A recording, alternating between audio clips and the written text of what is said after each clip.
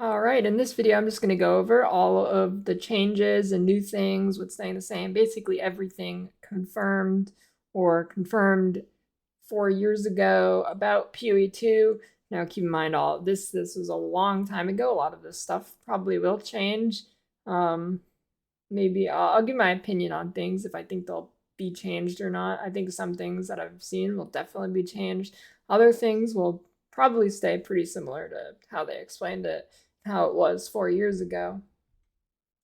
And I think it really just looking at some of the old footage, this is old footage, it really looks kind of like the current PoE we have now, but just a little bit different.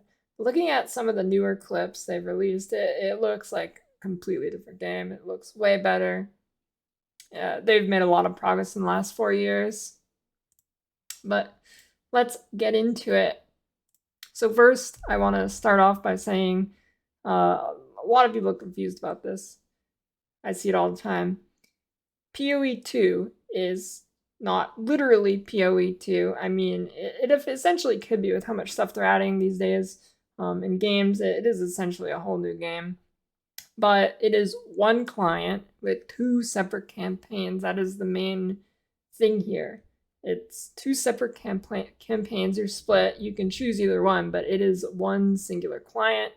You'll have all your MTX you've purchased. You won't have to purchase new stash tabs. It is one client.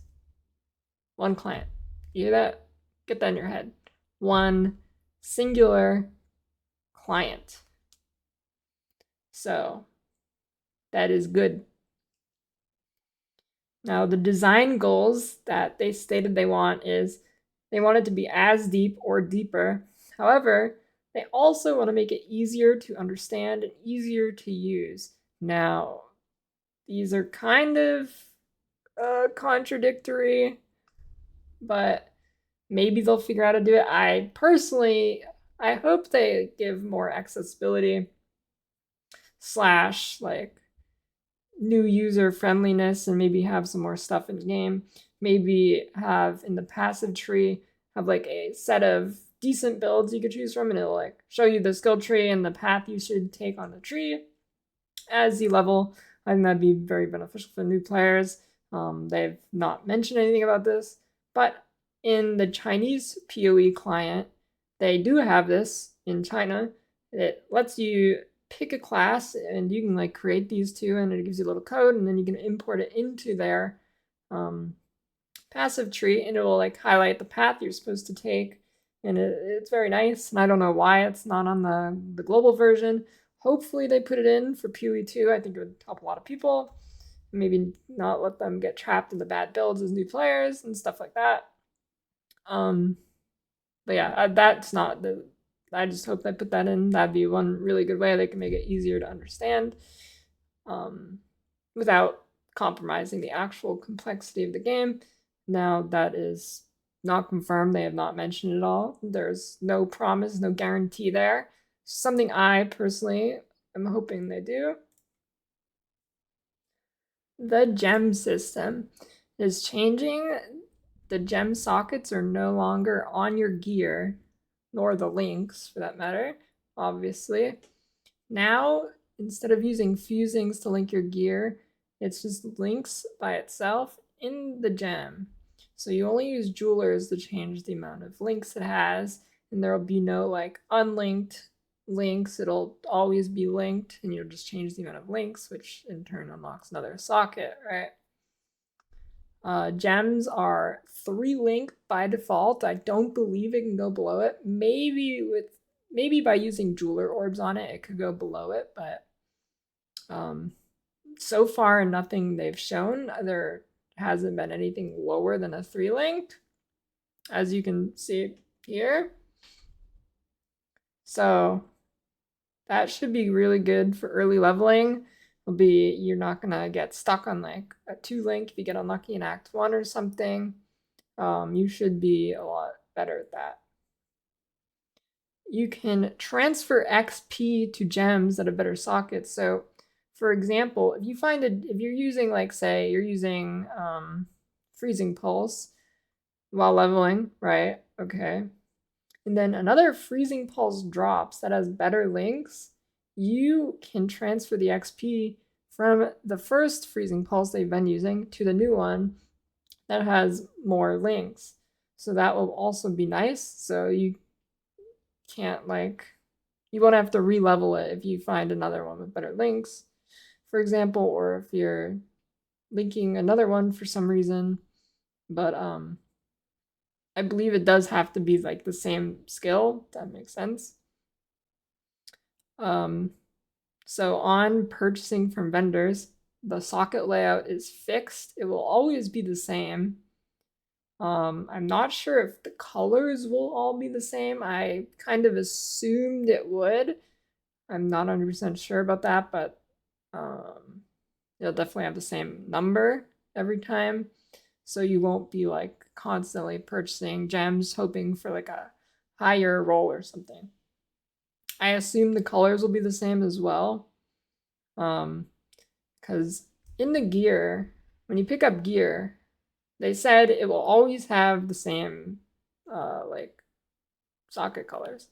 So for example, like a axe will have 2 reds always on pickup or something, and then you can further edit it later with currency, which might be kind of annoying while leveling, but we'll have to wait and see how that is. So gem quality still affects linking. Well, let me rephrase. So right now the way it works is quality in your gear, for example, if you want to 6-link something, you will use the quality currency to quality your chest or weapon, whatever. You can get it to the highest quality you can. This probably still affects linking. They mentioned it, but it wasn't 100%. It was like 99%. And they said if it didn't, they will probably make it do that again. So you can expect still have to quality your things to link them. You can still corrupt white sockets onto gems. So white sockets are not going away. And abyss sockets now are still a thing. It stays in your gear, right? So since it stays in your gear, it no longer takes up a skill socket. So abyss sockets might be just stuck on every piece of gear you can get now. Because, well, there's really no downside unless they change something about that. You'll expect to see free abyss sockets on every build, since it won't take up one of those precious gem sockets, which right now the gem pressure in this game is really high. But now that they'll have a ton more skill links available to use, it'll definitely come back into play, because right now abyss sockets are kind of dead. One thing they also said about the links is that it will be overall easier to get a single 6-link. You know, now since you can have, well, however many that is, like 9, you can have 9 6-links now, potentially more with some other items. But so they said overall easier to get a single 6-link. We'll have to wait and see how this system plays out. I think it'll be pretty crazy. So the new campaign in PoE 2 will have 7 acts, and while the 7 acts don't necessarily mean it'll be shorter than the current one we have, they have confirmed that it will be less time to get through these 7 acts than the current 10 we have. So if you're looking to run faster, then you're going to be choosing the new campaign for the rest of time. So there's a few changes they're kind of making here in the new acts. Running to new zones in the new campaign should follow the map direction. Like when you hit your U key and it opens up your map with all your waypoints, running to the new zones should follow the general direction that the new zone is in. So this will be very helpful for not getting lost. You know, if the waypoint to the next zone on the map is like, say, northeast, compared to the one you're currently at, then you can assume that running northeast will get you to the correct door to the next place. And currently, in the current game, it is not like that, which is kind of weird, I guess. Never really thought about it, but it is kind of weird that it doesn't really follow the map. So that is a good change. They will be making it so you just can run that direction and you're good to go. So something that's I'm kind of worried about, I imagine it won't make too much of a difference for most people, but more randomization in leveling layouts. So it depends how they go about this and like how random it is. Like if it's way different, it might be like I don't know, that would be pretty bad because remembering the layouts is kind of a pretty crucial part to getting the campaign fast. And most people get sick of the campaign or will get sick of the campaign pretty quickly. So learning the layouts is kind of a necessary pain, but if it's more randomized now, you don't have layouts to learn, it might end up like being slower than it could be. Um, Now, something I want them to do, I mean, I don't know if it'll be like this, but having like a campaign that's better to run through, more akin to a mapping experience, not so much the rolling maps, but like the feel of going through it. I think if it's like more random in that sort of way, I think it'll be really good. And I think it'll help combat the burnout a lot of people feel towards the axe. Now, that's just me speculating or saying what I hope will happen. Doesn't mean it will. Um, but basically, all they said is the layouts will be more random, so that could be good or bad depending on how it ends up turning up. Act bosses are generally going to be harder in the new one. Expect more difficulty leveling. Uh, if you just watch the bosses, while they've been doing in some of their leveling runs, they are much more mechanically complex, I guess, in current than in current PoE. In current PoE, you kind of just like run over everything. There's really not too much to do. Um, you can tank a lot of them, but it seems like they're adding more things like big slams, and things like that. Bandit rewards.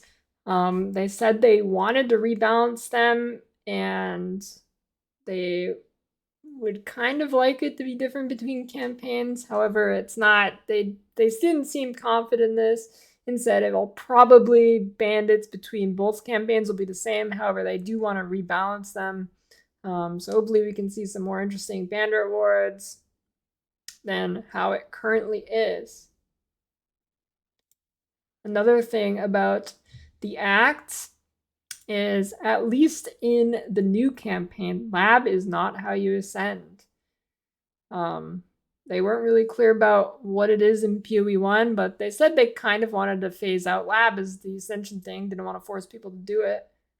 So that could be interesting in the large QL for a lot of people. So ascendancies in PoE 2, the new ones will be gated behind the new campaign. So if you want to play a new ascendancy, you will have to play a new campaign. I mean, why wouldn't you anyways?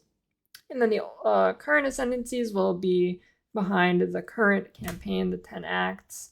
So in order to play the new ascendancies in the current 10 acts, what you have to do is you have to play a new campaign on the class you want to play. So if you want to go the new Ranger ascendancies, you have to play through the new campaign as Ranger at least one time, and then it will be unlocked in both campaigns, and you can choose whatever one you prefer doing. So there is 19 new ascendancies, and to match the current 19. And there are also going to be drastic changes to the current existing 19 ascendancies. How drastic they'll be, like if they're complete revamps or what, they didn't really speculate or mention anything about this. All they said was there's going to be drastic changes to the current 19 ascendancies. So something they're doing that's a little different in PoE 2 is ascendancies are going to try and be a little more specific themed and maybe shoehole you into certain builds a little bit more. Current ascendancies in PoE 1 don't really do that. They're pretty vague and you can do a lot of things with them. But they're saying they're going to make some of the new ascendancies try and be more themed. So here we see the new Ranger ascendancy. It's called Survivalist. They described it as kind of a flexible thing. You can do multiple builds, so this isn't really one of the shoehorned ones. But they showed a few nodes on the tree here. Here we see one called Division. Gems socketed in your weapon grant 2 skills, one supported by GMP, the other supported by Barrage. With that in mind, what do we have first no up? volume. I'm the volume. Skills. and one No, is no supported with greater. volume. I'm the volume. All right. Oh, let me get the next one. So this one right here, it lets you choose from chaining, piercing, and forking in general. So it's clearly a projectile-based one, projectile-based tendency here. Here we have each a second. Your next projectile fires +1 projectile. Your next skill fires +1 projectile, stacking up to +5. So you could be using something like Ice Spear, let it stack up. Kablooey, it goes Bammo, you one-shot a bosso. But it's pretty vague, all these nodes here, so it can be any projectile, it doesn't have to be a bow. All right, here we see the spell avoidance ascendancy node on the survivalist. Grants the spell avoidance skill. While spell avoidance is active, your chance to dodge attack hits instead applies the spells. While spell avoidance is active, your evasion rating is converted into spell evasion rating. So I'm thinking this is one of the things that is not going to make it into PoE 2 because they added like spell suppression and got rid of dodge. Like pretty much got rid of dodge completely. Unless you take the special like acrobatics node, which is never taken. So yeah, this I'm assuming this node will not be in PoE 2. So the next new ranger ascendancy in PoE 2, the tactician. The first skill we see here is called Death from Above. It grants the Flare Arrow skill. What this does is basically you can take any rain skill, like for example, Rain of Arrows or Blast Rain, or another arrow skill supported by Arrow Nova, since that will make it like go up in the sky and fall down and kaboom, right? So what this does, it's a meta skill, so you get like a thing, a little socket you could put the flare arrow skills in. And when you get those sockets, you can stick any skill you want to use in there, and then it will call in artillery strikes. I'm not sure how many, but I presume it will be more than one, and it'll keep calling it in over time.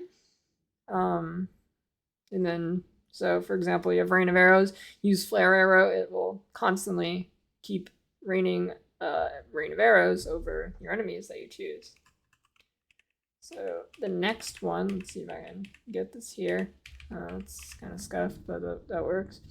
War Mark. +1 maximum flare arrows. Enemies near your flare arrows are suppressed. Now, that's kind of a weird wording. I don't know if that means it'll count as like their like spell suppression, so you'll take half damage from their spells, or it means something else at this context at this time. But I feel like the suppress thing will not make it in the PoE 2. Maybe it will, and that'll be really OP. But probably not. The +1 max flare arrows, well, that's pretty self-explanatory. You get another flare arrow. Okay, great. You can call in 2 at the same time. Siege warfare. Your totems ensnare nearby enemies when placed. I feel like this might also be something maybe not making it in because it's, I don't know, it's pretty weak, I feel like. Maybe it will and it'll just be weak. Like it's essentially just using an ensnaring arrow, and why wouldn't you just use ensnaring arrow instead? Wasting an ascendancy point on it, I don't know. But that's what that does, and snare makes them take like increased fizz damage, I believe, and it counts them as bleeding while they're not, or you know how if they're bleeding and they move, they take more damage. It counts them as moving while they're bleeding. So that's what that presumably would do. I don't think it'll make it in that exact form. It might be a little bit different. Oh, there, of course, now it's a real splash art thing. Siege Breaker, your most recently placed Ballistic Totem deals 100% more damage, has 100% more attack speed, and has 50% less damage taken. So this would be pretty good, again, like a Giga Totem down. It's only your most recently placed one, so it's only one at a time. So I mean, this is also pretty self-explanatory. Maybe most self-explanatory thing in the game. It gives you a Giga Totem. All right. Close Combat Specialist. You may use melee, sword, and axe skills with your bow. 10% more melee damage with bow. Oh, I've been excited for this one since they've shown it. I mean, that is also pretty self-explanatory.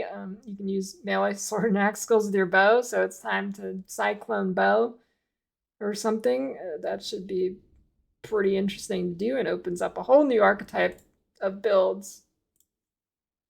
And I'm hoping they're not just meme builds and they're like really good or something, but we'll see. But it might, I mean, I think it'll be pretty good. The Beastmaster Ascendancy, well, you can probably guess it, that this is going to be the Shape-Shifting Ascendancy or a Shifting Ascendancy. Here you can see the first Ascendancy node here, Born to be Wild. It grants the Werecat form skill. I believe this is the only way you can get the Werecat form is by choosing this Ascendancy. This is kind of one of the things that I was talking about. It's kind of more focused ascendancies. Like you're definitely going to want to shapeshift on this one, right? It also grants you 10% more damage while shapeshifting. Let's get to the next one here. Wild Shape, 100% increased buff effects for shape-shift skills. Retain the buff effects of your previous shapeshift form. So this is going to be, I assume, really OP. I'm guessing shapeshifting in general is going to be really OP. But especially that node right there should be really OP because then it gives you increased buff effect. But not only that, you don't actually have to be in a certain form to get that certain buffs. So you can get the Werecat buffs and then also switch to, say, Werewolf or something. I'm assuming that works. Or you could go back to human form and lose whatever restrictions you gain from the shapeshifting. I assume this will be very OP. Shapeshifting in general, I'm assuming, will be very OP. Ally of the Wild grants the Summon Wildcat companion skill. You have Wildcat aspect of your companion is active. Really no way to know how good that's going to be, I guess. I wonder if the summon would be like powerful and that act like a new summoning build. That would be kind of cool. Here we have the last one. It's another node where you can get a choice, kind of like that other one on the survivalist, I believe. Lets you get a choice. Changes your wild companion cat into a lion. You have lion aspect while your companion active, or a panther or a cheetah.